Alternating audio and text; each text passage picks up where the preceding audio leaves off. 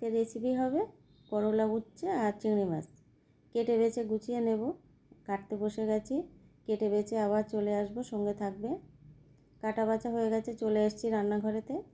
এবার আমি কড়াটা বসিয়ে দিলাম, গ্যাসটা অন করে তেল দিয়ে দিলাম। এখানে শুকনো লঙ্কা ফোড়ন দেব আর একটু সাদা জিরে ফোড়ন দেব।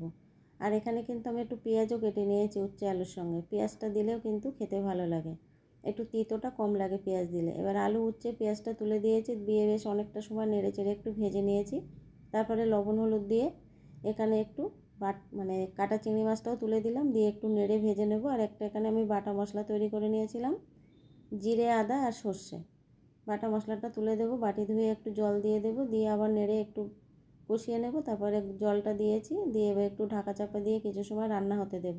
কিছু সময় এটা রান্না হয়ে গেলে কিন্তু যখন মাখা মাখা হয়ে আসবে তখন কিন্তু নামিয়ে নিতে হবে, সামান্য একটু স্বাদ মতো মিষ্টি দিয়ে।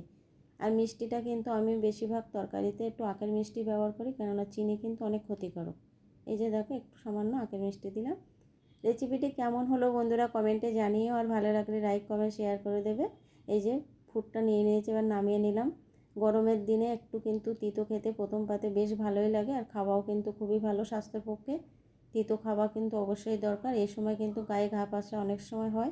কেমন হলো কমেন্টে জানিও।